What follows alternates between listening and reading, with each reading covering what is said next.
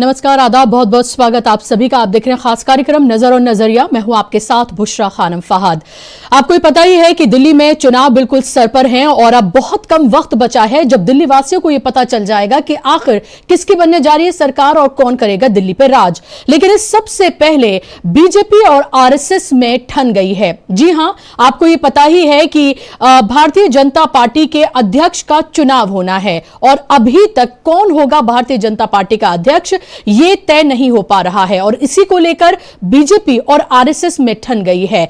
BJP जो कि अब दो लोगों की पार्टी बनकर रह गई है, नरेंद्र मोदी और अमित शाह, वो चाहते हैं कि उनकी मर्जी का अध्यक्ष बने, लेकिन आरएसएस किसी भी कीमत पर अपने हथियार नहीं डालना चाहती है और उसने साफ तौर पर यह कह दिया है कि इस बार जो भी बनेगा अध्यक्ष वो आरएसएस का ही बनेगा। खासतौर पर महाराष्ट्र चुनाव के बाद जहां पर यह कहा जा रहा है कि महाराष्ट्र चुनाव में आरएसएस बहुत सक्रिय हुई, उसने अलग अलग तरह के अपने ग्रुप्स बनाए, उसने लाखों लोगों से संवाद किया, जिसकी बिना पर महाराष्ट्र में भारतीय जनता पार्टी को उतनी सीटें मिली जितनी शायद उसने अपने ख्वाब में भी नहीं सोची होंगी। इस तरह की बातें कही जा रही हैं। कितनी सच्चाई है हालांकि इसको भी आंकना जरूरी है। अब दिल्ली चुनाव से पहले आपको साफ तौर पर यह दिख जाएगा कि आरएसएस पूरे तौर पर सक्रिय नहीं नजर आ रही है। यह बीजेपी के लिए चिंता का विषय तो है, लेकिन नरेंद्र मोदी और अमित शाह जिस तरह की पॉलिटिक्स करते हैं,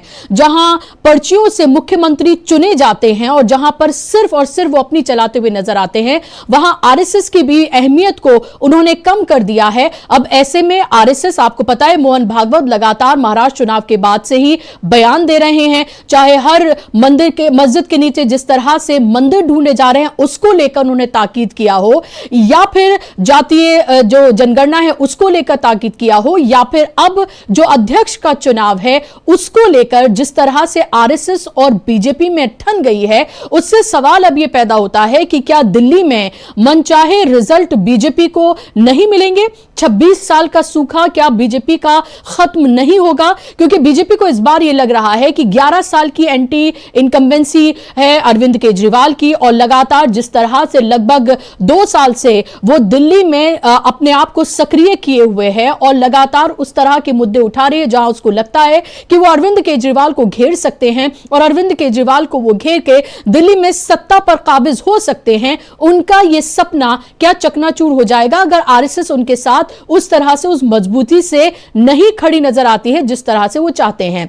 आपको ये पता ही है कि दिल्ली में तो चुनाव हैं, लेकिन इस सब के बीच प्राइम मिनिस्टर हमारे जो माननीय नरेंद्र मोदी जी हैं, वो अलग अलग चैनल्स पर तो इंटरव्यू देते ही हैं, अब वो इन्फ्लुएंसर्स को भी इंटरव्यू देते हुए नजर आ रहे हैं। पॉडकास्ट में उन्होंने अपनी एंट्री की है और उस पॉडकास्ट में नरेंद्र मोदी ने दरअसल ये कहा है, आपको याद होगा कि लोकसभा चुनाव के दौरान उन्होंने लगभग हर चैनल को उन्होंने इंटरव्यू दिया था, डिजिटल को भी उन्होंने इंटरव्यू दिया था और उसमें एक इंटरव्यू में उन्होंने कहा था कि वो बायोलॉजिकली नहीं बल्कि नॉन बायोलॉजिकल है और इस बात को राहुल गांधी समेत तमाम पार्टियों ने इसको उठाया था और उस पर बहुत फजीहत हुई थी। अब इसमें एक तरह से नरेंद्र मोदी ने माफी मांगी है और कहा है कि भगवान तो नहीं हूं, इंसान हूं, इंसानों से गलती हो जाती है। अब आप ये सोचिए कि कम से कम उस पर तो आ गए हैं नरेंद्र मोदी कि वो अपने आप को इंसान मान रहे हैं, वो अपने आप को बायोलॉजिकल मान रहे हैं, यानी कि विपक्ष जो नैरेटिव सेट कर रहा है, जो बातें उठाता है,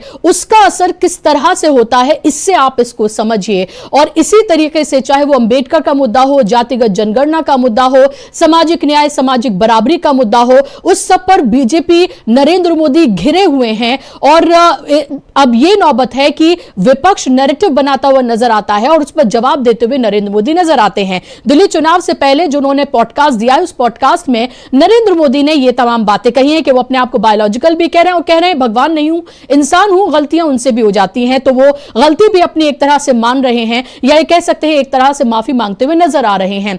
लेकिन इस सबके बीच जो दिल्ली का चुनाव है, उस दिल्ली के चुनाव से पहले अध्यक्ष को लेकर जिस तरह से तनातनी नजर आ रही है बीजेपी और आरएसएस के बीच में, क्या इसका नुकसान दिल्ली में बीजेपी को उठाना पड़ेगा? ये एक बड़ा सवाल है क्योंकि लगातार आप ये देखिए कि बांग्लादेश घुसपैठ का मामला हो, रोहिंग्या का मामला हो, शीश महल वर्सेस राजमहल, ये सब होता हुआ नजर आ रहा है। बीजेपी ने आज भी प्रदर्शन किया है जो मुख्यमंत्री का पूर्व आवास जो रहा है उस पर जाकर, और एक तरह से उन्होंने एक ट्रक टाइप का बनाया है जिसे वो अलग अलग कॉन्स्टिट्यूएंसीज में ले जाएंगे, जहां पर वो ये दिखाएंगे कि देखिए कैसे आम आदमी कहे जाने वाला जो चीफ मिनिस्टर हैं रहे हैं अरविंद केजरीवाल, जो अपने आप को आम आदमी कहते हैं, उनका ये शीश महल है। ये तमाम चीजें जो हैं वो बीजेपी कर रही है, लेकिन क्या इस सबका असर जमीन पर हो रहा है, इसकी भी आज हम चर्चा करेंगे। और इस पर बात करने के लिए मेरे साथ खास मेहमान जुड़ गए हैं।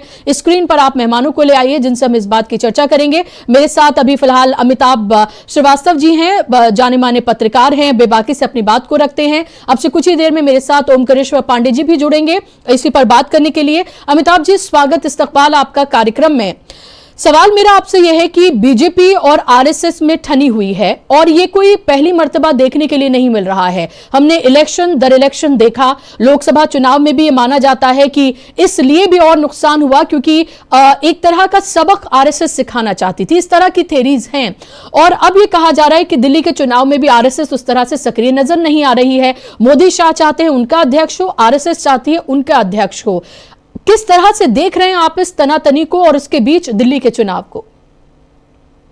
शुक्रिया बुशा जी। देखिए, ऐसा है कि जो आपने अपनी प्रस्तावना में बात कही, कुल मिलाकर के संक्षेप में तो बात वही है कि जो बीजेपी और आरएसएस के बीच में तनातनी है, और आरएसएस की हम दिल्ली के चुनाव में जो जिस तरह की लो लेवल भागीदारी देख रहे हैं, मैं ये नहीं कहूंगा कि आरएसएस सक्रिय नहीं है बिल्कुल, लेकिन बीजेपी के लोगों को जिस तरह की उम्मीद रही होगी दिल्ली में, शायद उस तरह का जो है वो आरएसएस का अभी तक का कोई बहुत प्रोमिनेंट इन्वॉल्वमेंट जो है वो ऑन द सरफेस देखने को नहीं मिल रहा है।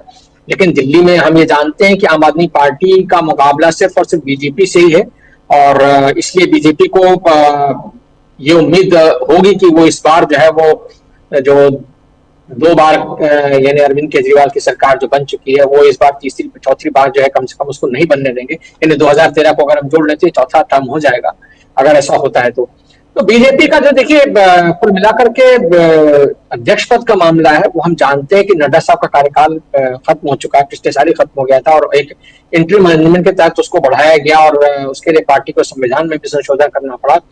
और हमको ये भी मालूम होना चाहिए, मैं आपके दर्शकों को याद दिला दूं कि पिछले साल जब ये महाराष्ट्र और चुनाव होने वाले थे झारखंड वगैरह के, तो उससे पहले उसके आसपास दिल्ली में बाकायदा बैठक हुई, जिसमें कि जो एक समन्वय बैठक जिसका नाम दिया गया, जिसमें राजनाथ सिंह थे, जिसमें कि मतलब अमित शाह भी थे, जिसमें आरएसएस की तरफ से दत्तात्रेय घोष बोले गए थे, जिनको कि अगला सरसंघ चालक कहा जा रहा है। तो उसमें बीजेपी की तरफ से अमित शाह थे और वीर संतोष भी थे। तो बेसिकली उसमें जो जिन नामों पर चर्चा हुई, उन नामों को लेकर के अभी कोई सहमति इमर्ज होती नहीं दिखाई दे रही। देखिए, उसमें बहुत सारे नाम थे जो एक तरीके से हम ये कह सकते हैं, उसमें कुछ नाम थे बिल्कुल साफ साफ कट गए, जैसे कि उस समय देवेंद्र फडणवीस का नाम भी उछल रहा था, लेकिन चूंकि प्रधानमंत्री जो है वो खुद चुनाव प्रचार के दौरान, महाराष्ट्र चुनाव प्रचार के दौरान ये देवेंद्र फडणवीस का नाम उछाल करके आ गए थे मुख्यमंत्री के तौर पर, इससे एक तरह से ये माना जा रहा था कि वो मुख्यमंत्री बनेंगे ही बनेंगे, और वो बने इवेंचुअली।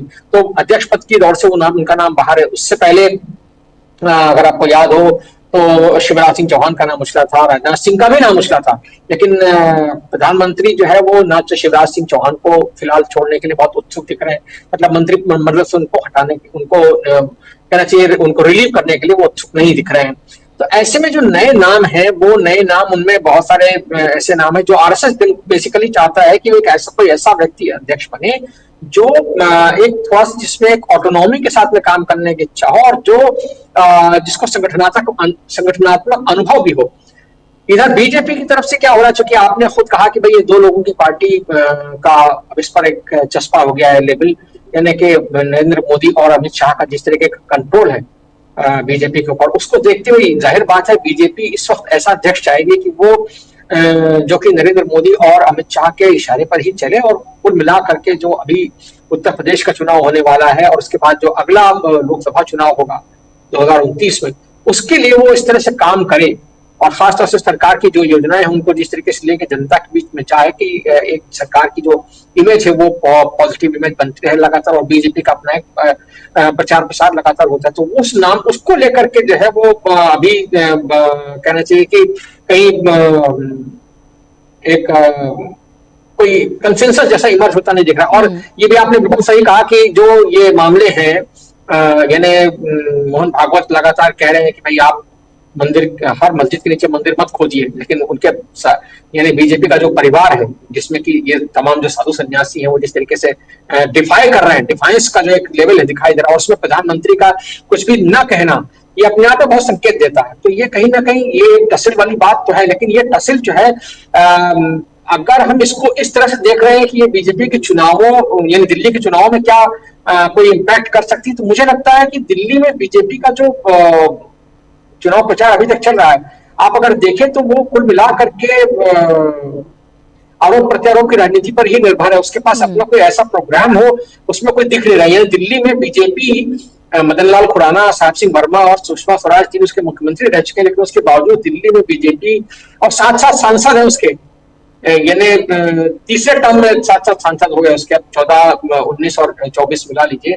उसके बावजूद भारतीय जनता पार्टी अगर दिल्ली की विधानसभा से बाहर है एक तरीके से, यानी दहाई तक का भी आंकड़ा नहीं है उसके पास में विधायकों के रूप में, तो ये भारतीय जनता पार्टी की जो दिल्ली में शोचनीय दयनीय स्थिति है उसको दिखाता है कहीं ना कहीं। मैं कांग्रेस की तो खैर बात ही नहीं कर रहा हूँ, कांग्रेस तो 0 पर है, और ये उसके लिए भी एक बड़ा सवाल है कि जिस पार्टी ने दिल्ली में शीला दीक्षित के मुख्यमंत्रित्व में दिल्ली की कायाकल्प का एक सुनहरा दौर देखा है, दिखाया है जनता को, वो अपनी उस उपलब्धि को मतलब जनता तक ले नहीं जा पा रही, अपने आप में एक बहुत बड़ा सवाल है। तो खैर बीजेपी की जहां तक बात है, मुझे नहीं लगता कि भारतीय जनता पार्टी जो है वो इस समय जो चुनाव लड़ रही है उसमें उसके पास कोई ऐसा बहुत अट्रैक्टिव मुद्दा होगा, सिवाय इसके कि वो वोटरों को जिस तरीके से पैसे के नाम पर मतलब लुभाती रही है, योजनाओं के नाम पर, जिनको प्रधानमंत्री जी पहले रेवड़ी कहा करते थे, लेकिन अब सबसे ज्यादा रेवड़ियां उन्हीं की पार्टी बांट रही है। तो जो है वो कुल मिला करके सारा मामला इसी पर आ गया कि भाई कोई 2000 देगा, कोई 2500 देगा, तो कोई 3000 देगा, तो कोई 5000 देगा,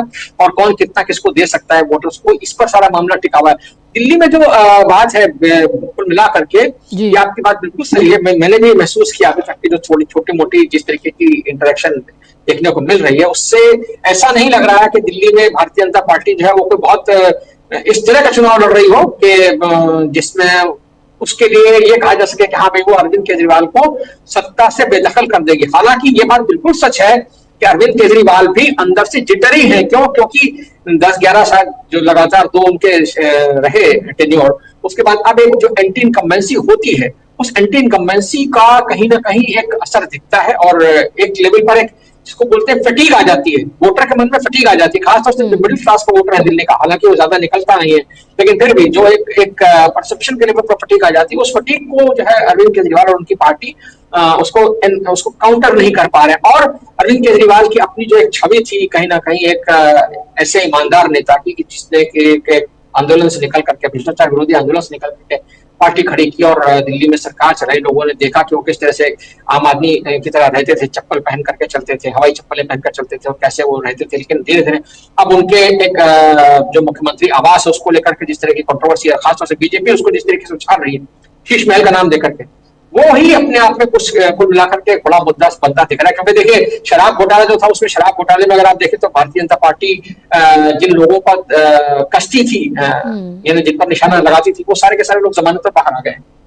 तो कहीं कुल मिलाकर के ऐसा कोई बहुत सॉलिड बीजेपी के पास आर्गुमेंट हो या कोई ऐसा काउंटर पॉइंट हो, ऐसा दिख नहीं रहा है। इसलिए दिल्ली में बीजेपी चुनाव में भी फंसी हुई है। मैं तो आपको ईमानदारी से बता रहा हूँ, ऐसा मुझे दिख नहीं रहा है कि प्रधानमंत्री जी ने उसको आपदा जरूर कह दिया, आम आदमी पार्टी को आपदा, प्रधानमंत्री जी जुमले करने में माहिर है, इसलिए वो इस तरह की बातें करते रहते हैं। और जो आपने पॉडकास्ट का हवाला दिया, उसमें मैंने संयोग से पॉडकास्ट भी सुना थोड़ा बहुत, तो मुझे जो उससे ध्वनि निकली वो कुल मिला करके उसमें ये बात तो नहीं आई कि हाँ भाई आम कैसे खाते हैं, आप काट कर चूज कर, आप कितना थके हुए, लेकिन कुल मिलाकर के बात जो है वो कहीं ना कहीं एक छवि निर्माण की थी उनके, और वो छवि निर्माण बड़े कायदे से हुआ, बड़े सहयोग, बड़े तरीके से हुआ है।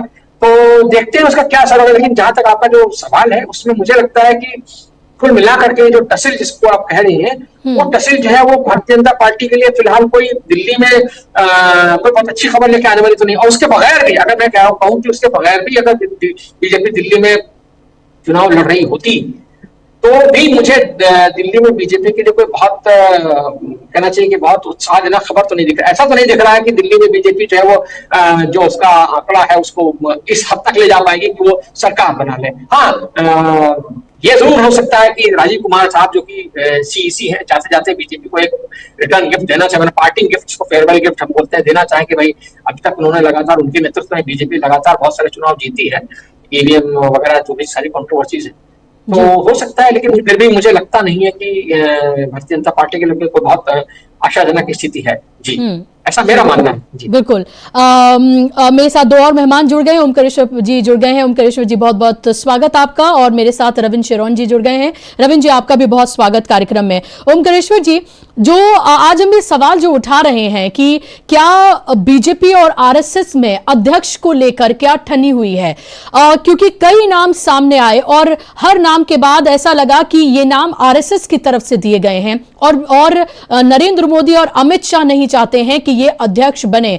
क्या महाराष्ट्र चुनाव में जिस तरह की हमने सक्रियता देखी थी आरएसएस की, वो सक्रियता हमें दिल्ली में अभी तक तो देखने के लिए नहीं मिल रही है? क्या एक बार से फिर से माने कि अध्यक्ष को लेकर और दूसरे इश्यूज को लेकर कि क्या आरएसएस से भी बड़े हो गए हैं नरेंद्र मोदी और अमित शाह? क्योंकि जेपी नड्डा ने कहा था कि बच्चा बालिग हो गया है और हमेशा उसे इस तरह की जरूरत नहीं पड़ती है, हालांकि फिर उसके बाद क्या कुछ हुआ था वो भी हमने देखा। इसको आप कैसे देख रहे हैं कि दिल्ली चुनाव से पहले बीजेपी और आरएसएस में क्या ठनी हुई है, खासतौर पर अध्यक्ष पद को लेकर, और क्या इसका नुकसान दिल्ली में होगा?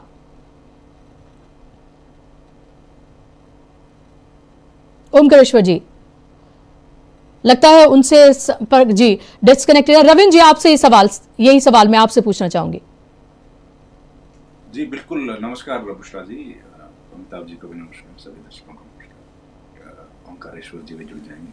तो ये बिल्कुल ठीक बात है आपकी कि आरएसएस और बीजेपी के बीच में उस बयान के बाद कुछ न कुछ तनातनी देखने को आई थी, और उसके बाद हमने देखा कि कुछ रोज पहले जो सरसंघ संचालक हैं उन्होंने जो बयान दिए, और उन बयानों के बाद फिर उनसे ठीक विपरीत ऑर्गेनाइजर के लेखों में आया देखने में।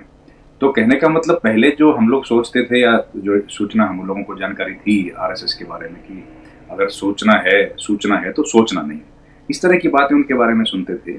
लेकिन जिस तरह से पिछले कुछ दिनों से अलग अलग बयान आए, और यहाँ तक कि सरसंघ संचालक जो है मोहन भागवत, उनके बयान के बाद भी उनसे विपरीत जो विचार हैं वो पेश किए गए आरएसएस के मुखपत्र की तरफ से, तो जाहिर है कहीं ना कहीं ये सब तमाम चीजें जो है वो दिखाती हैं कि कोई ऐसी बाहरी शक्ति है जो आरएसएस में इंटरफेयर करना चाहती है या फिर उसको कंट्रोल करने की कोशिश कर रही है। अब बाहरी शक्ति वो बीजेपी में ही होगी, आरएसएस के बाहर है तो बीजेपी है, और बीजेपी में कौन है ये हमको पता ही है कि कौन उनको कंट्रोल करना चाहते हैं। तो ये बिल्कुल सही बात है कि इस तरह की घटनाएं हो रही हैं, और उसी के नतीजे में लगातार ये इमेज को प्रोटेक्ट करने की कोशिश की जा रही है। आरएसएस और बीजेपी के बीच में अब सबसे बड़ा जो बोन ऑफ कंटेंशन बना हुआ है वो पार्टी के प्रदेश अध्यक्ष का बना हुआ है। अब जितने भी नाम लिए जा रहे हैं, देखिए नाम जो हम लोगों ने भी सुने हैं, संजय जोशी या वसुंधरा राजे सिंधिया, इन तमाम लोगों के नाम जो सामने आए हैं, तो ये नाम आरएसएस की तरफ से मुझे लगता है जिस तरह बीजेपी करती है एक नाम को मीडिया में छोड़ के और फिर उस पर शगुफा छोड़ के उस पर लोगों की राय क्या है वो जानने की कोशिश करती है, उसी तरीके से ये नाम भी मार्केट में पेश किए गए होंगे बीजेपी आरएसएस की तरफ से, और इन पर क्या रुझान है, लोगों का क्या विचार है, उस पर देखने की कोशिश की गई होगी। और इसी वजह से जो जितने जो प्रधानमंत्री या अमित शाह के इतने धुर विरोधी हैं संजय जोशी, जब उनका नाम तक सामने आ गया और उसके बाद किसी ने उस नाम को रोकने की कोशिश नहीं की, तो ये अपने आप में कहीं ना कहीं इस बात का सबूत तो है कि बीजेपी और आरएसएस के बीच में कुछ ना कुछ तनातनी तो चल रही है। और अगर कहीं आरएसएस ने इतना बड़ा स्टैंड ले लिया और संजय जोशी को पार्टी का अध्यक्ष वाकई बना दिया, तो फिर तो झोला उठाने का समय मिलेगा ही नहीं, फिर तो झोला उठाने में दिक्कत आ जाएगी। क्योंकि संजय जोशी जैसे व्यक्ति जो हैं, जिस तरह का उनका काम करने का तरीका है वो तो बेमिसाल है। आज भी उनकी जिस तरह की फॉलोइंग है आज वो सत्ता से कितने साल से बाहर हैं, और आरएसएस या पूरे देश में अगर मोदी के सबसे धुर विरोधी कोई है नंबर 1, तो वो संजय जोशी हैं। और उस व्यक्ति के घर में भी इतनी ज्यादा भीड़ आज की तारीख में होती है, जबकि उनका ना अपना कोई घर है, ना उनके पास कोई दायित्व है, ना उनके पास कोई आज तक जिम्मेदारी दी गई है। एक बार उनको संगठन मंत्री के बाद जब बनाया गया था, एग्जीक्यूटिव कमेटी में मेंबर बनाया गया था, तो उसके बाद भी उनके पास इतनी ज्यादा भीड़ है, वो आरएसएस समर्थकों की है, बीजेपी कार्यकर्ताओं की भीड़ है। तो वो उससे उनकी जो पॉपुलैरिटी है उसके हम लोग बहुत आसानी से उसको समझ सकते हैं। और दूसरा नाम जो पेश किया गया वो हम जानते ही हैं कि वसुंधरा राजे सिंधिया, और वसुंधरा राजे सिंधिया के भी ताल्लुकात इन दोनों नेताओं के साथ किस तरह के हैं, उसका नतीजा हम लोग देख रहे हैं कि आज वो घर बैठी हुई हैं, उनको मुख्यमंत्री नहीं बनाया गया। तो इस तनातनी के बीच जो अब सबसे इंपॉर्टेंट है, और अध्यक्ष इसी महीने बन जाना है, अध्यक्ष जो बनेगा वो इंपॉर्टेंट बहुत है। तो बीजेपी ये पूरी कोशिश यही कर रही है कि किसी तरीके से दबाव बनाया जाए, और इसीलिए ये इस तरह के बयान दिए जा रहे हैं। आरएसएस प्रमुख कुछ बयान देते हैं और उसका ऑर्गेनाइजर कुछ लेख लिखता है, ताकि उनके भीतर भी, आरएसएस के भीतर भी एक ऐसी लॉबी क्रिएट की जाए जो मोदी को समर्थन देने के हिमायती हो, और उनके जो कैंडिडेचर, किसी भी व्यक्ति का वो कैंडिडेचर दें, उनको राष्ट्रीय अध्यक्ष के पद पर सहमति प्रदान करे। ये पूरी लॉबी अब जो है उस तरीके से काम कर रही है। लेकिन बीच में आ गया दिल्ली का चुनाव। अब दिल्ली के चुनाव में आरएसएस ने ये मुझे लगता है पहला ऐसा चुनाव है देश में जिसमें आरएसएस की तरफ से इस तरह की बात सामने आई है कि वो इतनी ज्यादा छोटी छोटी सभाएं करेंगी। इस तरह की पहले भी जानकारी आई, हरियाणा चुनाव के बाद आई, महाराष्ट्र चुनाव के बाद आई कि आरएसएस ने इतनी छोटी बड़ी सभाएं करी, लेकिन दिल्ली विधानसभा चुनाव के पहले आ गई। तो इसका मतलब है कि आरएसएस भी कहीं ना कहीं इस बात का अब श्रेय लेना चाहती है, या ये बात लोगों तक पहुंचाना चाहती है कि बीजेपी अगर चुनाव जीत रही है तो उसमें आरएसएस का एक बड़ा योगदान है, और उनका जो योगदान है उसका क्रेडिट उनको मिलना चाहिए। और उसी क्रेडिट के लिए शायद अब यहां पर इतनी ज्यादा सभाएं होंगी, ये बातें कही गई हैं। क्योंकि लोकसभा का चुनाव जब था तब आरएसएस के जो स्वयंसेवक थे उन्होंने अपना काम उस मजबूती के साथ नहीं किया, क्योंकि तब ये बात भी खूब प्रचार में थी कि आरएसएस की जरूरत बीजेपी को अब नहीं पड़ेगी, क्योंकि जो स्वयंसेवक थे वो ये बात कहने लगे थे कि अब बीजेपी जिस मोड में चल पड़ी है उसमें उनको किसी की जरूरत नहीं है, ना कार्यकर्ता की जरूरत है, ना स्वयंसेवक की जरूरत है। अब बीजेपी 2 महीने पहले चुनाव के पेड वर्कर हायर कर लेगी, और पेड वर्कर से अपना काम करवा लेगी। जिस तरह से वॉलंटियर्स होते हैं वैसे वॉलंटियर्स हायर करके काम करा लेगी, हमारी जरूरत पड़ेगी नहीं। तो ये जरूरी है कि जो लीडरशिप जिस तरह की बन गई है, किसी की बात सुनती नहीं है, उसको किसी तरीके से मैनेज किया जाए। तो और उसका नतीजा हम लोगों को देखने को भी मिला, सीटें काफी घट गई बीजेपी की।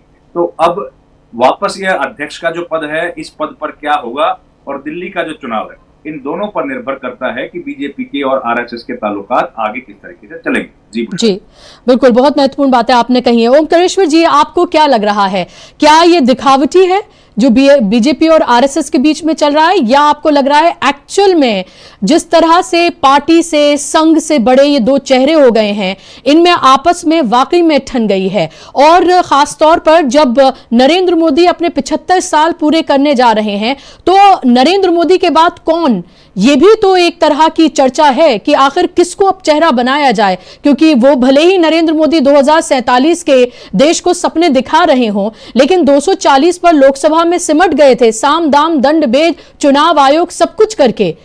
और अब भले ही हरियाणा और महाराष्ट्र के बाद थोड़ा कॉन्फिडेंस लौटा हो, लेकिन ये उनको भी पता है कि ये चुनाव किस तरह से जीते गए हैं। ये एक बात कह रहे थे कि आज जो उनका एक स्पेशल इंटरव्यू हुआ है, मैं उसको रोमांटिक इंटरव्यू कहता हूँ। ये पॉलिटिकल इंटरव्यू नहीं है।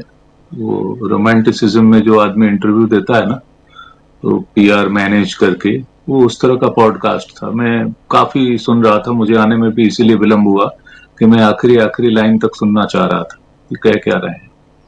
ऐसा कुछ था नहीं, दुखें थी। जो एक सवाल ये भी आया कि आज से अभी नहीं, 20 साल बाद, 30 साल बाद क्या आपने उत्तराधिकार किया, आपको सोचते हैं कि हाँ, मैं जब गुजरात में मुख्यमंत्री था तब भी मैं कहता था कि मैं जब यहाँ से जाऊंगा मैं अपने साथ लोगों को डेवलप करता रहता हूं लीडरशिप के लिए, और ये तो एक निश्चित रूप से हमारे उसमें तो स्पष्ट जवाब उन्होंने नहीं दिया। और 2047 का ही लक्ष्य उनका है कि 2047, तो यानी 2047 से पहले तो वो हटना नहीं चाहते, चाहे अरविंद केजरीवाल मोहन भागवत जी को चिट्ठी लिखें या संघ उनको याद दिलाए। बात आती है संघ और भाजपा के संबंधों पर। 2013 में याद करिए कि महाकुंभ जिस समय हो रहा था, संतों की भीड़ थी, उन्हीं संतों में से नारे लगवाए गए थे जब मोहन भागवत वहां थे कि भाई हमें प्रधानमंत्री ऐसा चाहिए, नरेंद्र मोदी जैसा चाहिए। वो मैनेज था, वो 3 लोगों से वो कहवा। जी जी, लगता है डिस्कनेक्ट हो गए हैं ओमकारेश्वर जी, और जैसे वो लौटते हैं उनसे हम बात करते हैं। लेकिन जाहिर सी बात है कि दिल्ली चुनाव के बीचों बीच जो पॉडकास्ट दिया गया है अब वो चर्चा का विषय है, और इसी तरह के पॉडकास्ट, इंटरव्यूज, स्टेज्ड इंटरव्यूज हमारे प्रधानमंत्री देते आए हैं, क्योंकि इन पूरे 11 सालों में एक भी प्रेस कॉन्फ्रेंस उन्होंने नहीं की है जिनको वो कमजोर प्रधानमंत्री कहकर बुलाया जाता है। उन्होंने 178 के करीब उन्होंने प्रेस कॉन्फ्रेंस की थी। मैं बात कर रही हूँ यहाँ पर मनमोहन सिंह की। तो ये जाहिर तौर पर ये तो दिख ही रहा है, लेकिन सवाल फिर यही है, अमिताभ जी आपके पास लौटूं उससे पहले रविंद्र जी एक और सवाल आपसे मेरा, कि क्या ये सब चीजें असर डालेंगी दिल्ली के चुनाव में? दिल्ली के चुनाव को किस तरफ जाता हुआ फिलहाल आप देख रहे हैं?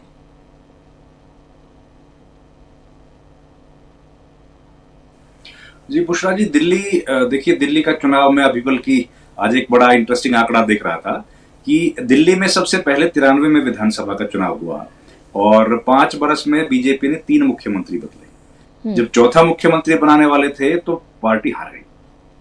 उसके बाद शीला दीक्षित 3 बार मुख्यमंत्री बनी, जब चौथी बार बनने वाली थी तो हार गई। अब केजरीवाल भी 3 बार मुख्यमंत्री बन गए हैं और चौथी बार चुनाव में जा रहे हैं, तो अब पता नहीं क्या होगा। तो आप भविष्यवाणी तो नहीं कर रहे, बीजेपी की भविष्यवाणी तो नहीं कर रहे आप? मैं कुछ नहीं कर रहा हूँ जी, मैं तो एक बस थोड़ा सा लाइटर मोड पे मैंने एक बात रखी कि इस तरह की एक स्टैटिस्टिक्स सामने आया है, बस हंसी मजाक के हिसाब से। बाकी तो इलेक्शन तो हम लोग कैसे कह सकते हैं, और जमहूरियत में तो लोगों के वोट सबसे इंपॉर्टेंट है, ये सब चीजें तो ऐसे ही होती हैं। खैर इंपॉर्टेंट बात यह है कि अभी जो एक विधानसभा का चुनाव जिस तरह से चल रहा है, तो उसमें तो केजरीवाल सबसे मजबूत स्थिति में दिख रहे हैं, उनकी पार्टी सबसे ताकतवर दिख रही है, और उम्मीद भी यही है, संभावना भी यही है कि ये चुनाव फिर से केजरीवाल जीत पाने में कामयाब हों। अब इसमें एक और इम्पोर्टेंट बात है बुशरा जी, क्योंकि हम लोगों ने महाराष्ट्र के चुनाव को और हरियाणा के चुनाव को देखा है, और उसमें जिस तरह से माहौल चुनाव के पहले था, ठीक उससे उलट बल्कि बहुत ज्यादा अप्रत्याशित नतीजे देखने को आए। तो उसके बाद थोड़ा सा चिंता का सबब बन जाता है हम लोग के लिए भी कि भाई ये इतना ज्यादा अंतर हमारे समझने में और लोगों की जो समझ है या लोगों का जो विचार है उसमें क्यों है। तो एक थोड़ी सी कल की घटना मैं आपको बताता हूं कि जब हरियाणा का जो विधानसभा चुनाव हार गए कैंडिडेट्स, उनमें से कुछ कैंडिडेट्स ने दोबारा से काउंटिंग कराने के लिए रिक्वेस्ट किया चुनाव आयोग। तो उसके लिए नियम है कि 1 हफ्ते के भीतर आप काउंटिंग जब होती है तो उसके 1 सप्ताह के भीतर रिकाउंटिंग के लिए रिक्वेस्ट करना पड़ता है। और वो 5% जो वोट्स हैं, मतलब 100 अगर पोलिंग स्टेशन पे काउंटिंग हुई है तो केवल 5 पर आप रिकाउंटिंग के लिए रिक्वेस्ट कर सकते हैं एक बार, और वो हर बूथ के लिए आपको 47,000 रुपीज जमा कराने पड़ते हैं। तो एक कैंडिडेट सिरसा के विधानसभा क्षेत्र जिले में है, उन्होंने ये करवाया और 4.5 लाख रुपए जमा कराए, और उनको 5% के हिसाब से 9 जो पोलिंग स्टेशन थे उनके ऊपर ये करने के लिए, रिकाउंटिंग के लिए आदेश किया गया चुनाव आयोग से। कल जब वो अपने रिकाउंटिंग के लिए गए तो आपको बड़ा अचरज होगा सुन के कि चुनाव आयोग कैसे खेल कर रहा है। और अमिताभ जी ने सही बोला कि जो डिपार्टिंग गिफ्ट शायद राजीव कुमार जो देना चाहते हैं दिल्ली के तौर पे, कि वो जब वहां पर रिकाउंटिंग कराने के लिए गए तो जिला निर्वाचन अधिकारी जो डीसी होता है उसने बोला कि ये मशीन है। अब मशीन हम लोग आपके सामने क्या करेंगे, मशीन में जो डेटा है यानी कि जो वोट पड़े थे 5 अक्टूबर को वो आपके सामने डिलीट कर देंगे, वो आपके सामने डिलीट कर देंगे और फ्रेश फिर हम लोग 100 या 200 वोट डालेंगे और उसमें आप वीवीपैट के साथ उसका मिलान कर लेना। अब उस काम के लिए बुशरा जी आपको लगता है कि उस काम के लिए कोई 4.5 लाख रुपए खर्च करेगा? उनको तो ये जाहिर है, रिकाउंटिंग का मतलब होता है, हम लोग पहली क्लास एग्जाम देते आते हैं, रिकाउंटिंग का मतलब रीचेकिंग। जो आपने एग्जाम दिया है उसी को तो रीचेक करेंगे ना। रिकाउंटिंग का तो वही मतलब हुआ ना, जो वोट पड़ गया है उस वोट को दोबारा से गिने। और गिनने का मतलब यहां पर क्या है कि ईवीएम के साथ वीवीपैट का मिलान कराना है, वो उसके लिए उन्होंने कहा, तो ये उनका जवाब मिला। तो ऐसी स्थिति में उन्होंने उसको रुकवा दिया कि इसका तो कोई मतलब नहीं है, आप कम से कम इसका डेटा तो मत डिलीट करो, हम लोगों को इस पे आगे नहीं जाना है, इसको रोक दीजिए। अब वो कोर्ट का रुख करेंगे जो भी होगा। तो जब इस तरह की स्थितियां हों, और ये तब है जब 1 दर्जन लोगों ने दोबारा रिकाउंटिंग के लिए रिक्वेस्ट किया है और उनमें से केवल 1 व्यक्ति को अभी रिकाउंटिंग की इजाजत दी गई है। तो इस तरह का जब चुनाव आयोग होगा और जहां 20-20 हजार, 15-15 हजार वोट काट दिए जाएंगे, इतने वोट नए जोड़ दिए जाएंगे, तो ऐसी स्थिति में बुशरा जी फिर हम लोग जो जमीन पे देखते हैं, लोगों की भावनाएं हैं और उसका प्रकटीकरण हम लोग आप जैसे बड़े चैनलों पर बैठ के करते हैं, तो उन बातों का कोई मतलब नहीं रह जाता है। क्योंकि अब असली नतीजे क्या होंगे, जमीन पर क्या चल रहा है और मशीन से क्या निकलेंगे, ये तो बहुत अलग अलग बातें हो गई। और उसके बाद चलो निकले तो निकले, उसके बाद एक ऑप्शन है कि रिकाउंट नहीं करा ले, उसकी कल पोल खुल गई। और ये हिंदुस्तान, वही आखिरी बात बोल के खत्म करूंगा, हिंदुस्तान वो मुल्क है बुशरा जी, जब 1967 में हरियाणा के करनाल में लोकसभा चुनाव के दौरान एक व्यक्ति 55 वोट से चुनाव हार गया था। दोबारा काउंटिंग करी, वो व्यक्ति 555 वोट से चुनाव हारा और वो फिर सुप्रीम कोर्ट चला गया। सुप्रीम कोर्ट जब गया तो सुप्रीम कोर्ट ने 1 साल ट्रायल चली और 1 साल ट्रायल चलने के बाद सुप्रीम कोर्ट ने सुप्रीम कोर्ट के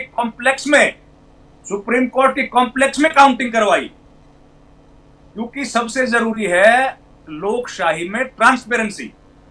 अंतर उस दिन में और आज में सिर्फ एक है, उस दिन मोहम्मद हिदायतुल्लाह हिंदुस्तान के चीफ जस्टिस ऑफ इंडिया थे, चंद्रचूड़ नहीं थे, और राजीव कुमार भी नहीं। बस इतना ही अंतर आया है, बाकी सब एक जैसी थी। बिल्कुल, और उसी का ही सारा अंतर है। जी बिल्कुल, उसी का ही सारा अंतर है। और जो कठपुतलियां बनकर काम कर रही हैं संवैधानिक संस्थाओं का, जिनके पास पूरा दारोमदार है, वो क्या कर रहे हैं वो सब हमारे सामने है। ओमकारेश्वर जी, आपका आप डिस्कनेक्ट हो गए थे, मैं चाहूंगी आप अपनी बात को पूरा करें। जो हम सवाल यहां पर उठा रहे हैं बीजेपी और आरएसएस को लेकर, और आप जिस पॉडकास्ट का भी जिक्र यहां पर कर रहे थे। देखिए, मैं ये कहना चाहूंगा कि जो बड़ा भाई से बराबर के भाई और अभिभावक से अब जो है बेटा और पुत्र की स्थिति आ गई है। पिछले दिनों में बीजेपी ने ये किया है कि इनको संघ के विभिन्न स्थानों पर कार्यालय बनाने के लिए पैसे वैसे दिए हैं, दिलवाए हैं। दिल्ली में भी आपको पता है कि आलीशान का कार्यालय बन रहा है। तो संघ का एक जो बीच का टॉप सीनियर से उसके बाद वाला जो वो है, वो कहीं ना कहीं बीजेपी के प्रभाव में, मोदी जी के प्रभाव में आया है। और ये इसीलिए किया भी गया है ताकि आप इस काम में लगें, आप उस काम में रहेंगे तो अपने व्यस्त भी रहेंगे, कुछ कमाएंगे धमाएंगे, और साथ साथ उनके साथ मोदी जी के साथ रिश्ते भी ठीक होंगे तो उनके फेवर में भी आएंगे। तो विदिन बीजेपी जो क्रिएट करने की, विदिन संघ जो है वो क्रिएट करने की ये कोशिश। अब क्या हुआ है कि आपने देखा होगा कि राम मंदिर के उद्घाटन के समय भी आपको एक गेस्ट के तौर पे मोहन भागवत जी को बुलाया गया था। बहुत संक्षेप में उनको बोलने के लिए कहा गया, उसमें भी आधा उन्होंने उनकी तारीफ ही की और आधा जो बोल पाए वो सिर्फ ये कह पाए कि राम के मंदिर के उद्घाटन से कुछ नहीं होगा, राम की मर्यादा का पालन भी करना चाहिए। लेकिन दूरियां घटी नहीं और संवाद कम नहीं हुआ। बीजेपी को समस्या ये बात से थी कि भाई आप फैसला कर रहे हैं, अकेले फैसला कर रहे हैं, ये तरह तरह की शिकायतें उनको थी, तो वो कहते रहे ऐसे ही चलाएगा। और संगठन के भी लोग बीच में हैं, उनसे बातचीत होती रहती है। तो ये कहते कहते अब जो पिछली मीटिंग इनकी पलक्कड़ में हुई थी उसमें थोड़ी सी एक दूसरे से बातचीत हुई कि भाई इतनी शिकायतें आ रही हैं इसीलिए आपका वोट कम आया।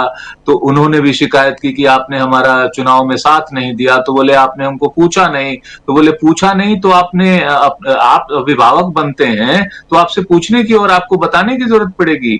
इसीलिए महाराष्ट्र में और दिल्ली में बीजेपी के बिना बुलाए ये जा रहे हैं असर्ट करने के लिए कि हम तो चुनाव में हम खड़े हो रहे हैं। और हम आपको समर्थन कर रहे हैं, वहां हमने इतनी मीटिंगें करवाई, यहां भी आपकी मीटिंग्स करवा रहे हैं। तो ये मैसेज देने के लिए, असर्ट करने के लिए कि आप परिवार के हिस्सा हैं। और ये भी नोट कीजिएगा कि बार बार संघ के वरिष्ठ नेता ये कहते रहे हैं ये पारिवारिक मसला है और कार्यात्मक मसला है, कार्य से जुड़ा हुआ है, इसको सुलझा लिया जाएगा। लेकिन देयर इज सम में देखते हैं, जब आप दें कि संतों के माध्यम से कहवाया जा रहा है कि मोहन भागवत हिंदुओं के एकमात्र नेता नहीं है, राष्ट्रव्यापी नेता नहीं है, कुछ इस तरह के बयान उधर से आते हैं, या फिर भाजपा के एक प्रवक्ता कहते हैं कि कुल 3,500 जो के उसमें से मात्र 25-30 36 लोग हमारे कितनी है मुझे मालूम है, आपके पास टोटल डेडिकेटेड वर्कर कितने हैं, आपकी संख्या कितनी है वो मुझे मालूम है। तो अब बीजेपी बड़ा भाई बनने की कोशिश कर रही है, और सबसे जो अहम क्रूशियल पीरियड टाइम आ चुका है वो ये कि इस बार जो अध्यक्ष का चुनाव होगा, ये खींचतान चल रही है कि मेरी मर्जी से हो या मेरी मर्जी से हो। अगर संघ की मर्जी से नहीं हुआ तो आप आगे के लिए तय मानिए कि बीजेपी जैसे पार्टी चाहेगी चलाना वैसे चलाएगी, अगले 5 साल भी और अगले 10 साल भी, क्योंकि उसके बाद वो संबंध भी उसी तरह खत्म हो जाएगा और वो पूरा कंट्रोल आ जाएगा। इसीलिए संघ इस बार असर्ट कर रहा है कि नहीं, हमारे तरीके से और हमारे व्यक्ति को ही पार्टी का प्रमुख बनाना चाहिए। ये टसल यहीं पे है और इस पे बहुत कुछ छुपा हुआ है। इसमें यह भी छुपा हुआ है कि 75 साल होने पर प्रधानमंत्री नरेंद्र मोदी इस बात को मानेंगे कि नहीं कि उनको संन्यास लेना चाहिए, या हटेंगे या नहीं, दूसरे को मौका देंगे या नहीं। तो ये टसल भीतर से भी है, बाहर से भी है। और जो सेकंड लाइनर हैं उनके, वो भी चाहते हैं कि भाई संघ का प्रभाव बने, ताकि मोदी जी अगर संघ का प्रभाव नहीं हुआ तो वो छोड़ने वाले नहीं है। इन्होंने अब उनको 240 के बाद की जो बैसाखी की चिंताएं हैं वो भी लगभग धीरे धीरे खत्म हो रही हैं, क्योंकि आप देखेंगे कि उधर से शरद पवार गुट के सांसद इनके टच में हैं, नीतीश बाबू के सांसद इनके टच में हैं। तो वो उनको विश्वास है कि इनको ये जितना कम पड़ रहा है उतना वो मैनेज कर लेंगे। तो अब सरकार की चिंता 5 साल तक है नहीं। इसलिए संघ को ये देखना है कि संघ असर्ट कर पाता है कि नहीं। तो अगर वो असर्ट नहीं कर पाया और बीजेपी ने अपने मन का अपना नेता चुन लिया जो मोदी और शाह के करीबी और उनके लॉयल होगा, तो फिर संघ के हाथ से पूरी तरह बीजेपी निकल गई, ऐसा ही मानना होगा। जहां तक आपने दिल्ली की बात कही, लाख कोशिशों के बावजूद, आम आदमी पार्टी को हर तरीके से क्रश करने के कोशिशों के बावजूद, उनके तमाम नेताओं को जेल भेजने के बावजूद, अभी भी एक फॉर्मिडेबल फोर्स है आम आदमी पार्टी। वहां पर मजबूती के साथ लड़ रही है और लोग उसके साथ खड़े हैं, ये दिखाई दे रहा है। बीजेपी के पास वाकई न कोई मुद्दा है, न कोई चेहरा है, न कोई और चीजें हैं जो क्रिएशन है कि उन्होंने कुछ ऐसा किया हो। भाई आप भी तो वहां पे कहीं ना कहीं हैं, कानून व्यवस्था आपके हाथ में है, कई चीजें आपके हाथ में है, एलजी आपके उसमें है। आप बहुत चाहते तो दिल्ली को बदल सकते थे या कंट्रीब्यूट बिल्कुल नहीं की है। तो ये जो समस्या है वहां पर आम आदमी पार्टी, ये ठीक बात है कि कांग्रेस इस बार अलग लड़ रही है और इंडिया गठबंधन के जो अलग नेता कई घटक हैं वो सपोर्ट कर रहे हैं केजरीवाल को। लेकिन केजरीवाल एकदम से खत्म हो जाएंगे या हार जाएंगे, सीटें जरूर कम होंगी, सीटें कम हो सकती हैं, इसमें कोई डाउट नहीं है। लेकिन हारने जैसी स्थिति मुझे तो कम से कम दिल्ली में नहीं दिखाई देती। एक बात आप और नोट करिएगा, अरविंद केजरीवाल को बी टीम कहा जाता है बीजेपी का। उस बी टीम के एनालिसिस में ये कहीं ना कहीं अंडरस्टैंडिंग बीजेपी और अरविंद केजरीवाल में है कि दिल्ली पर शासन मेरा, केंद्र पर शासन आपका।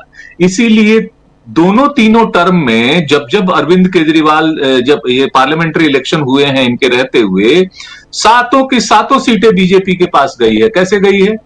आप 57 सीट जीत जाते हैं, 70 में से 67 सीटें जीत जाते हैं, तब आपके पार्लियामेंट में कैसे 7 के 7 चले जाते हैं बीजेपी में? ऐसा हो नहीं सकता। तो ये अंडरस्टैंडिंग कुछ ना कुछ है। अब इस बार चूंकि सबके सब सामने हैं, बीजेपी भी है, कांग्रेस भी है और अरविंद केजरीवाल सामने लड़ रहे हैं, छोटी छोटी पार्टियों को भी लड़ाया जा रहा है। और सबसे बड़ा इंपॉर्टेंट फैक्टर जो है वो चुनाव आयोग है, जो रविंद्र जी कह रहे थे। आज पूरा देश सिर्फ इस बात से चिंतित है कि जो रवैया चुनाव आयोग का है, जिस तरीके से रिपोर्ट्स आ रही हैं, वो रिपोर्ट हमने भी पढ़ी है कि वो मॉक ड्रिल कराया जा रहा है कि भाई अब नया एक मॉक ड्रिल कर लीजिए कि कितना डाले, कितना निकला, कितना वीवीपैट है, वगैरह वगैरह। पिछला रिकॉर्ड नहीं चेक कर रहे हैं। चेक तो पिछला होना चाहिए ना, जो डाटा है उसमें से चेक होना चाहिए ना।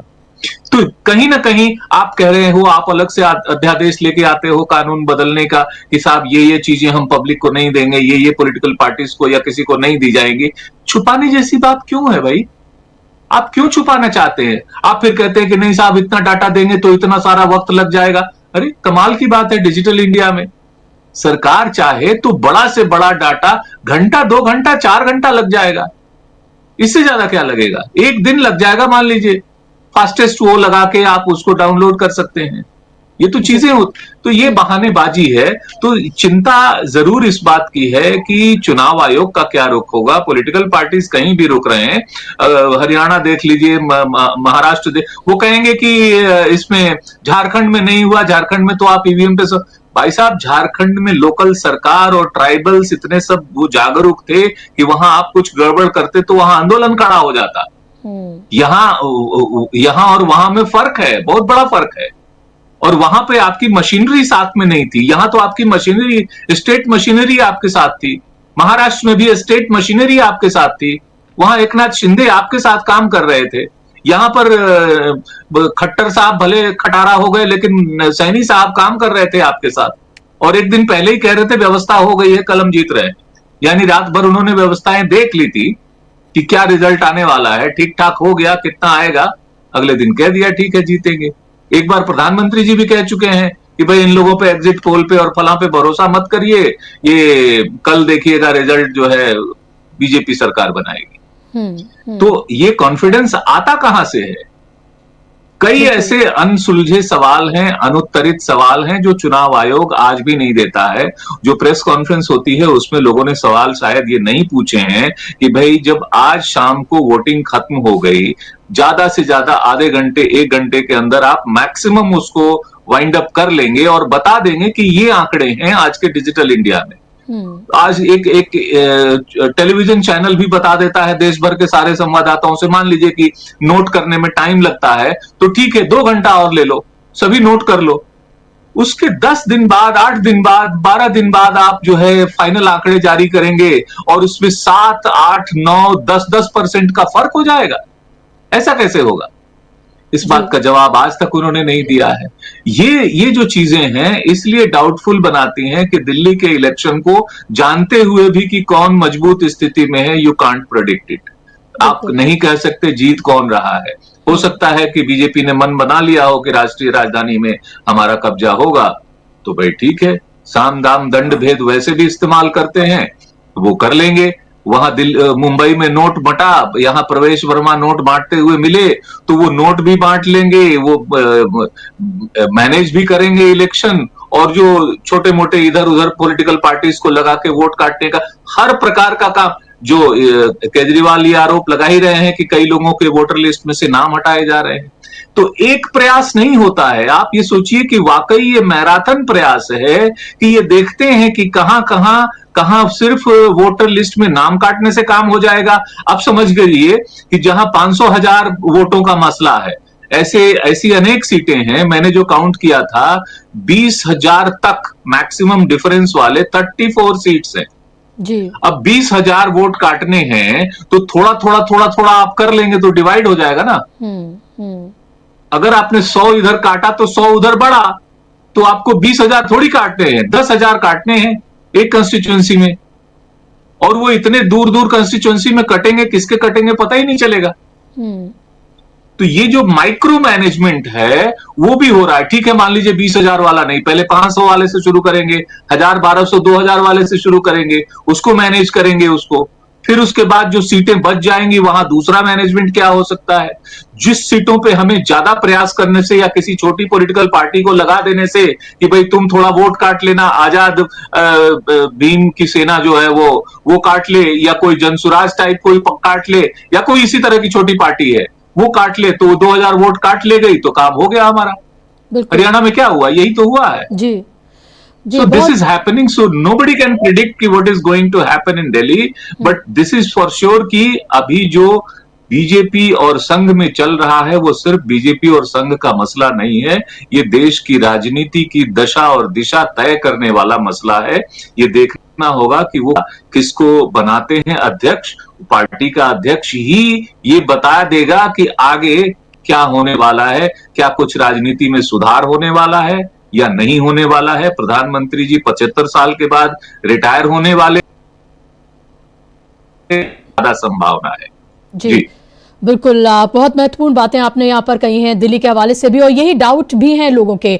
जब आप लोगों के, जो हमारे साथ हमारी ऑडियंस जुड़ी रहती है और जो आम लोग भी, जब आप ग्राउंड पे भी जाते हैं तब भी उनका यही कहना होता है कि मैडम क्या फायदा, वोट किसी भी को भी करें, जाता तो बीजेपी को है। अगर बीजेपी ने ये सोच लिया है कि यहाँ पर इतनी सीटें उसकी आनी है और यहाँ पर उसकी सरकार बननी है तो वो बना लेंगे। अगर इस तरह के संशय और इस तरह की चीजें अगर लोगों के मन में आ जाए तो आप ये सोचिए कि लोकतंत्र किस तरफ जा रहा है। और यही सवाल विपक्ष तो उठा रहा है कि संविधान और लोकतंत्र को खत्म करने की पूरी कोशिश जो है वो बीजेपी कर रही है, और किस तरह से लगातार धीरे धीरे करके उस पर प्रहार किया जा रहा है, वो भी सब हमारे सामने है। रविंद्र जी, आप कुछ ऐड करना चाह रहे थे, फिर अमिताभ जी मेरा आपसे सवाल कि क्या, बस मैं जी ऐड कर, एक लाइन बोलना चाहता था। बस ओंकारेश्वर जी ने अच्छा पॉइंट रेज किया कि ये जो हम लोग बात कर रहे थे ना रिकाउंटिंग वाली, इन्होंने सही बात, हमने अखबार में पढ़ी है, उसमें एक और बात समझिए सर, पूरे देश की काउंटिंग तो एक दिन में हो जाती है लोकसभा की, 543 लोकसभा सीटों की, और जो रिकाउंटिंग है ना, इसमें 9 मशीन है, 9 पोलिंग स्टेशन की, मतलब 9 मशीन है, एक मशीन में ज्यादा से ज्यादा 1500 वोट होता है।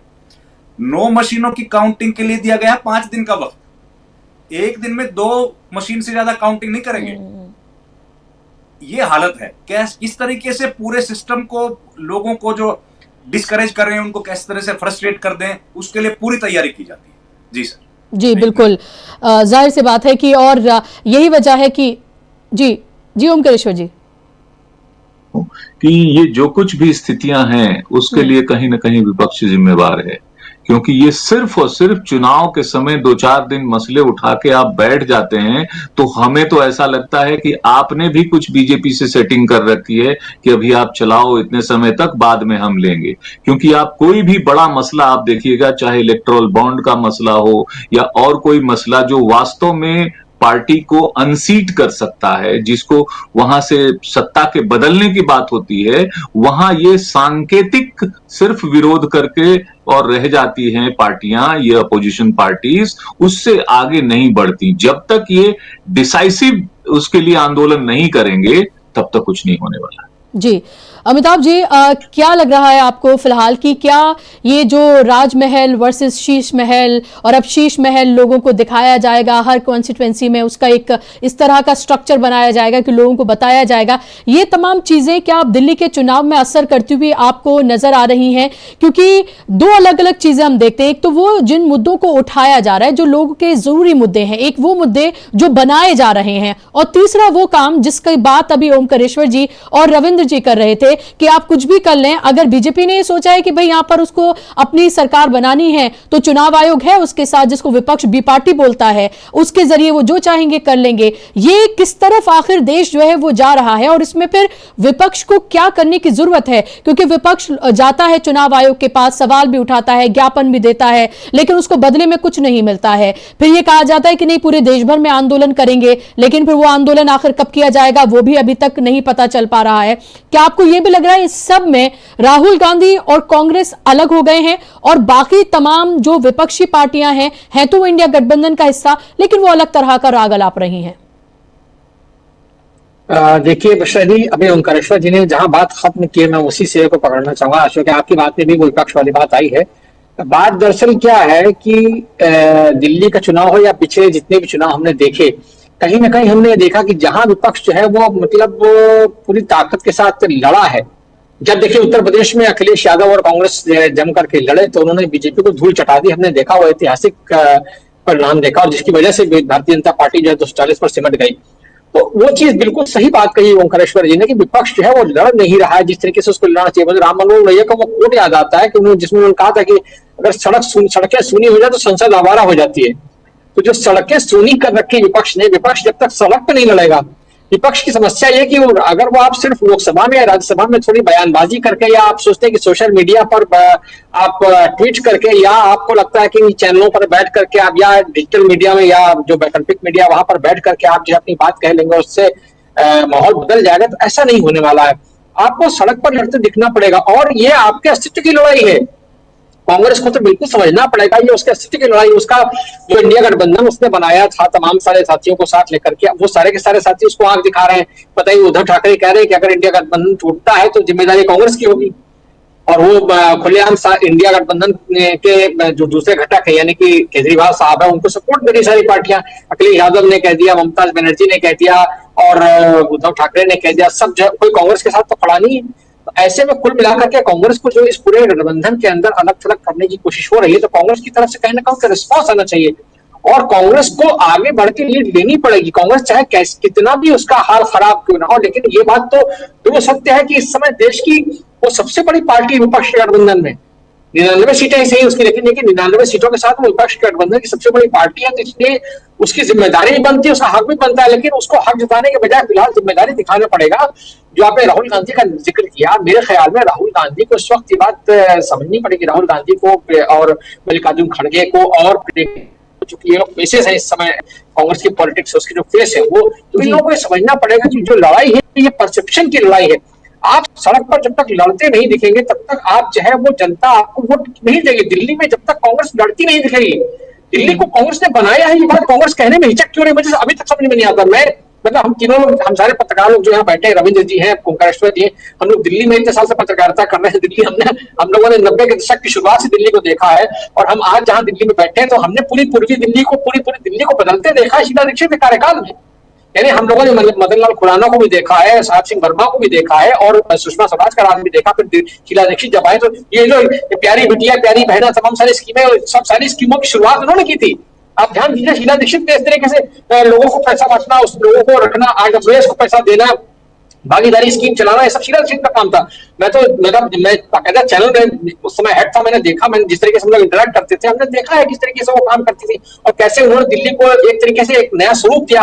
कांग्रेस आज वो बात नहीं कह पाए, संदीप दीक्षित उनके बेटे हैं, वो आप चुनाव लड़ रहे हैं केजरीवाल के खिलाफ, लेकिन आप ये बात नहीं उठा रहे, आप उनको देशद्रोही कह रहे हैं, गद्दार कह रहे हैं, दूसरी दुनिया भर की जो मेटाफर से आप इस्तेमाल कर रहे हैं। आप ये क्यों नहीं कह रहे भाई दिल्ली हमने बनाई है यार, हमने बनाई है दिल्ली, और छाती ठोक के कहिए आप हमने बनाई है दिल्ली। जिस दिल्ली को आज आप देश की राजधानी कह रहे हो, जिस दिल्ली में इतनी सड़कें, फ्लाईओवर बने, दुनिया भर की बातें हैं, बारामूला का पुल हो चाहे कुछ भी हो, पूरा यमुना कॉम्प्लेक्स है, दुनिया भर का सब कुछ जो है वो कांग्रेस के टाइम में हुआ है। कांग्रेस उसको कह नहीं पा रही, ये कांग्रेस की कमी है। मैं मानता हूँ कहीं ना कहीं ये, और इसी से आगे वो संदेह पैदा होता है जिसका जिक्र भी ओंकारेश्वर जी ने किया कि भाई ये कहीं ना कहीं ऐसा तो नहीं, तो केजरीवाल कहते हैं कि सब मिले हुए जी, तो अंदर से कहीं कुछ मिली भगत चलने के नहीं, ठीक है तुम इतने टाइम तुम यहाँ रह लो, इतने टाइम तुम वहां रह लो, तो जब होगा तो दिखा जाएगा। लेकिन इस सब में कुल मिलाकर के देखिए जो है ना, देश की जनता ठगी जा रही है। जो ऐसा वोटर है जो कि सचमुच चाहता है कि जो बीजेपी के खिलाफ है, मन से बीजेपी के खिलाफ है, जो बीजेपी के खिलाफ वोट करता आया है, वो जब देखता है कांग्रेस की तरफ देखता है या दूसरी पार्टियों की तरफ देखता है और उसको लगता है हम ठगे गए, तो फिर वो उसका जो है भरोसा छूटता है। लोकतंत्र में भरोसे का टूटना जो है बहुत खतरनाक होता है। जो बात अभी रविंद्र जी ने कही थी, बड़ी इंपॉर्टेंट बात कही थी कि ट्रांसपेरेंसी होनी चाहिए। वो ट्रांसपेरेंसी और वो ट्रस्ट जो है वो इस लोकतंत्र की एक जान है।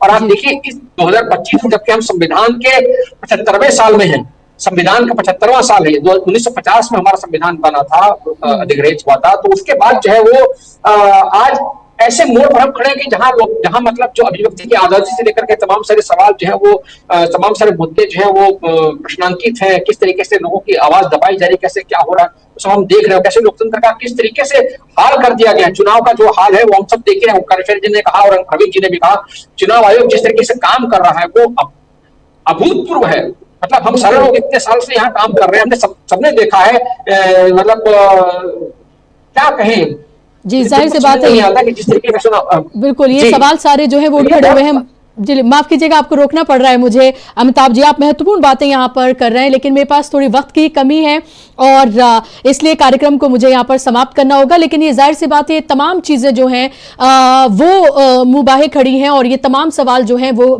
जस के तस जो हैं वो बने हुए हैं। देखना ये होगा कि दिल्ली वाले किस तरफ जाते हैं और बीजेपी किस तरफ जाती है, आरएसएस के साथ या फिर उसके खिलाफ, तो मैं नहीं कहूंगी, लेकिन कौन भारी पड़ता है ये देखना महत्वपूर्ण होगा। बहुत शुक्रिया आप तीनों मेहमानों का, ओमकारेश्वर योगेश्वर जी आपका, अमिताभ जी आपका, रविंद्र जी आपका कार्यक्रम का हिस्सा बनने के लिए। शुक्रिया आप तमाम दर्शकों का भी कार्यक्रम का